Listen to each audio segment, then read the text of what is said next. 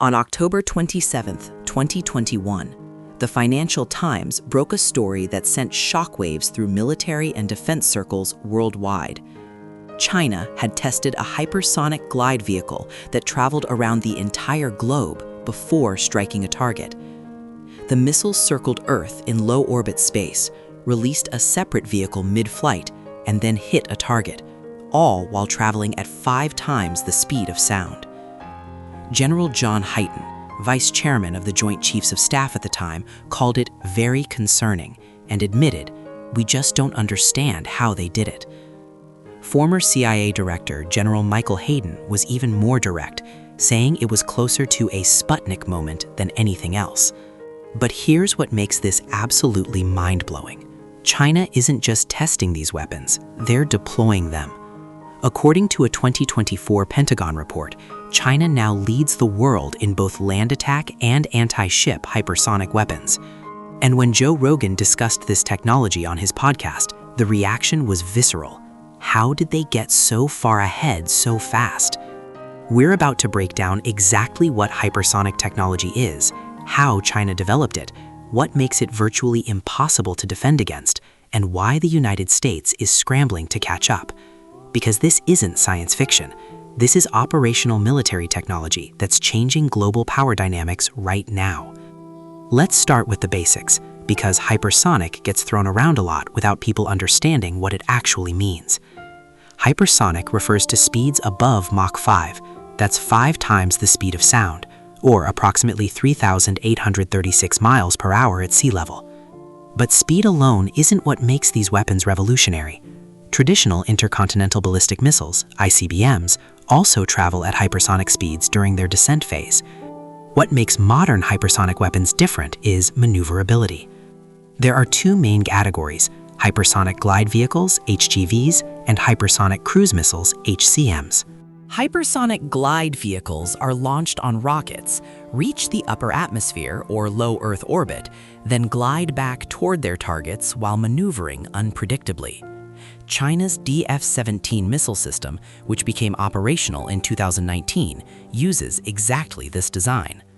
Hypersonic cruise missiles, on the other hand, are powered throughout their flight by scramjet engines, supersonic combustion ramjets that compress incoming air at hypersonic speeds to sustain combustion. This is extraordinarily difficult engineering. You're trying to maintain controlled combustion in an airflow moving faster than a bullet. Now here's why maneuverability matters so much. Traditional ballistic missiles follow predictable parabolic trajectories. Once launched, physics dictates exactly where they're going. Modern missile defense systems like the American THAAD, Terminal High Altitude Area Defense, or Aegis systems, are designed to calculate that trajectory and intercept the missile during its descent.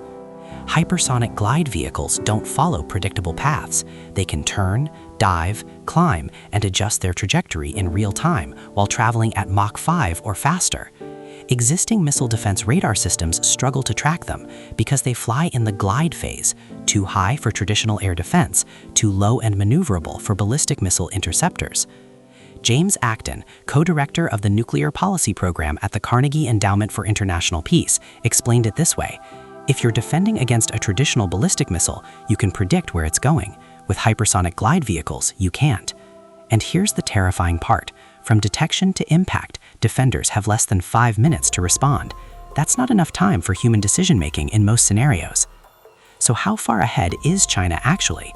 According to the Pentagon's 2024 annual report to Congress, China has the world's leading arsenal of land attack and anti-ship hypersonic missile systems. Let's break down what that actually means. The DF-17. China's DF-17 missile became operational in 2019, making it the world's first deployed hypersonic weapon system. It consists of a medium-range ballistic missile booster that carries a hypersonic glide vehicle to the edge of space. The HGV then separates and glides toward its target at speeds exceeding Mach 5. Range estimates vary, but most analysts place it between 1,000 to 1,500 miles, putting US bases in Japan, South Korea, and Guam well within striking distance.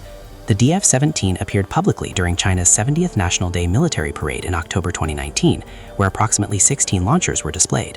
The DF-21D and DF-26. While technically ballistic missiles, China's DF-21D and DF-26 both incorporate maneuvering re-entry vehicles, a hybrid approach that gives them some hypersonic characteristics during their terminal phase. The DF-21D, nicknamed the Carrier Killer, is specifically designed to target moving naval vessels, something extraordinarily difficult to do with traditional ballistic missiles. The DF-26, with a range of approximately 2,500 miles, can reach U.S. naval assets throughout the Western Pacific and potentially even Hawaii. China displayed these systems prominently during military exercises around Taiwan in August 2022. The Orbital Bombardment System. Now we get to the October 2021 test that made headlines worldwide. According to the Financial Times investigation, which cited multiple sources familiar with the test, China launched a hypersonic glide vehicle into low Earth orbit. The vehicle traveled around the entire planet in orbital space before descending and releasing a separate vehicle mid-flight. It then struck a target, though reportedly missed its aim point by approximately 24 miles. This design resurrects a Cold War concept called a Fractional Orbital Bombardment System, or FOBS. The Soviets developed FOBS in the 1960s as a way to bypass U.S. early warning radars aimed northward toward traditional ICBM trajectories. By launching south into orbit and approaching from the opposite direction, a FOBS weapon can evade detection until it's far too late to respond. General John Hyten told CBS News, "They launched a long-range missile. It went around the world, dropped off a hypersonic glide vehicle that glided all the way back to China that impacted a target in China." When asked if the U.S. had similar capability, Hyten admitted, "No, we don't." Testing tempo. Between 2014 and 2021, China conducted hundreds of hypersonic weapon tests, according to U.S. Indo-Pacific Commander Admiral John Aquilino. That's more tests than the United States has conducted in the same period by a wide margin. A 2021 Congressional Research Service report stated that China has conducted at least several hundred tests of hypersonic vehicles. For comparison, the U.S. had conducted approximately 9 tests of various hypersonic prototypes by mid-2021. This isn't a small lead. This is a fundamental gap in development pace and operational deployment. Act 3. Why current defenses don't work. Here's where we need to understand why hypersonic weapons represent such a strategic challenge. The United States has invested hundreds of billions of dollars in missile defense systems over the past 3 decades. These systems work exceptionally well against traditional threats, ballistic missiles, aircraft, even satellites. But they're fundamentally designed for threats that follow predictable trajectories. The radar problem. Current early warning radar systems are optimized to detect ballistic missile launches and track their parabolic trajectories. Hypersonic glide vehicles fly in the glide phase, altitudes between 40 and 100 kilometers, below traditional early warning radar coverage optimized for higher altitude ballistic threats. Ground-based radars have limited range to the horizon. Space-based infrared satellites designed to detect ballistic missile launches struggle to track hypersonic vehicles once they enter their glide phase because they're not emitting the same heat signature as a rocket-boosted missile. Michael Griffin, former Undersecretary of Defense for Research and Engineering, testified before Congress in 2020, "We don't have defenses against these systems." He continued, "We have sensors that can see them, but we can't track them well enough to generate a fire control solution." The speed problem. Even if we detect a hypersonic weapon early, intercepting it is extraordinarily difficult. To intercept something moving at Mach 5 or faster, your interceptor needs to move even faster, and it needs to predict where the target will be when they meet. Traditional interceptor missiles are designed for ballistic threats with predictable trajectories. They calculate the intercept point, launch, and guide to that location.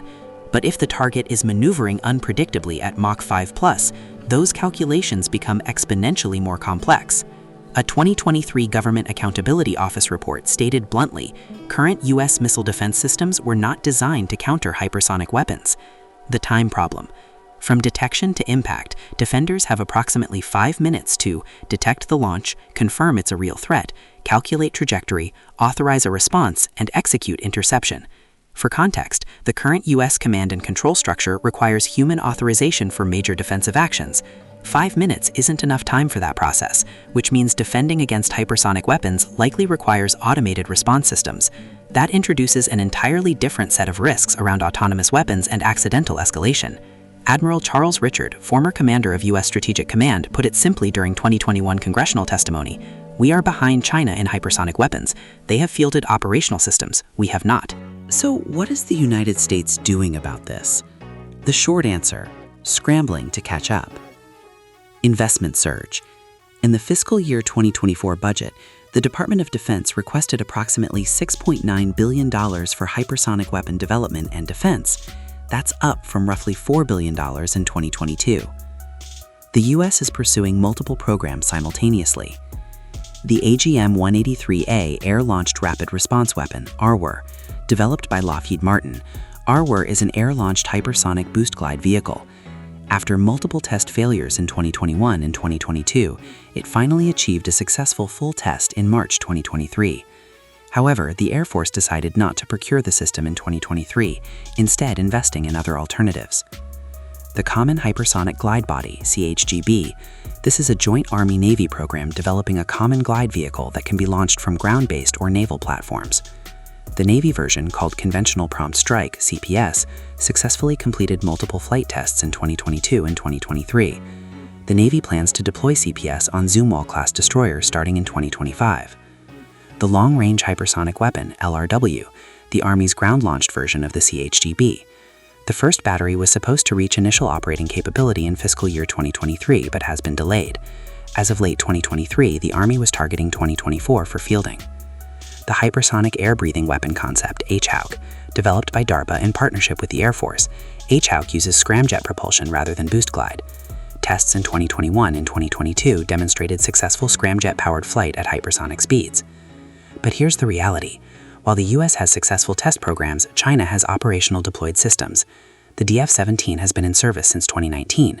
America's first operational hypersonic weapon, the Navy CPS, won't be deployed until at least 2025. That's a 6-year deployment gap. Admiral Daryl Cottle, commander of U.S. Fleet Forces Command, acknowledged in 2022, "The adversary has fielded hypersonic weapons already. We're still developing and testing ours." The defense side. Developing hypersonic weapons is one challenge. Defending against them is arguably harder. The Pentagon is investing in space-based infrared tracking systems, specifically designed to detect and track hypersonic threats in the glide phase. The Space Development Agency is deploying the Tracking Layer, a constellation of satellites in low Earth orbit with infrared sensors capable of continuous global coverage. The first Tracking Layer satellites launched in 2023, with full operational capability expected by 2028. The Missile Defense Agency is also developing glide phase interceptors, essentially missiles specifically designed to intercept hypersonic glide vehicles during their unpowered glide phase. Initial prototypes are scheduled for testing in 2027-2028. So the timeline looks like this. China deployed operational hypersonic weapons in 2019. The US will have its first deployed hypersonic weapons around 2025-2026, and the US won't have operational defenses against hypersonic threats until approximately 2028-2030. That's a decade-long gap in capability. When Joe Rogan discussed this topic on his podcast with guests like physicist Michio Kaku and military analysts, the conversation repeatedly came back to one question: how did this happen? Rogan's take, which resonated with millions of listeners, was that China played the long game while the US got distracted by counterterrorism operations in the Middle East. There's some truth to that. Between 2001 and 2020, the United States spent an estimated $8 trillion on wars in Iraq, Afghanistan, and counterterrorism operations. During that same period, China invested heavily in what military strategists call anti-access area denial, or A2AD capabilities, weapons designed to keep US forces out of contested areas, particularly around Taiwan and the South China Sea. Hypersonic weapons are the cornerstone of A2AD strategy. If you can threaten US aircraft carriers and air bases with weapons that can't be intercepted, you fundamentally change the strategic calculus of regional conflict. But there's a deeper issue here about technological development cycles. From the 1950s through the 1980s, the United States led the world in hypersonic research. NASA's X-15 rocket plane achieved hypersonic flight in 1962. NASA's X-43 scramjet test vehicle set speed records in 2004. The US had the foundational technology decades ago. What China did was focus on turning that technology into operational weapon systems, while the US treated it as experimental research. General Hyten explained it during congressional testimony. "We've been researching hypersonics for decades, but we've been comfortable with our strategic advantage and didn't feel pressured to operationalize those capabilities.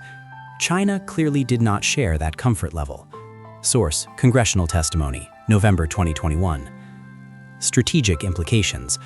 What does this actually mean for global power dynamics? First, it complicates US military intervention in regional conflicts. If China can credibly threaten US carrier strike groups and regional bases with hypersonic weapons that can't be intercepted, that changes American strategic options in any Taiwan scenario. Second, it creates escalation risks. In a crisis, if hypersonic weapons are launched, defenders have minutes to determine whether those weapons carry conventional or nuclear warheads. That compressed decision timeline increases the risk of miscalculation and accidental escalation. Third, it's sparking a new arms race. Russia has also deployed hypersonic weapons, including the Kinzhal air-launched system and the Avangard glide vehicle. India tested its first hypersonic glide vehicle in 2020.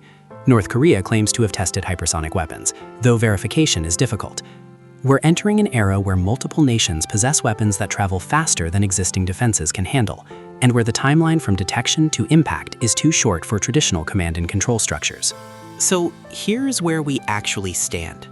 China has operational hypersonic weapons deployed right now, systems like the DF-17 that have been in service since 2019. They've conducted hundreds of tests.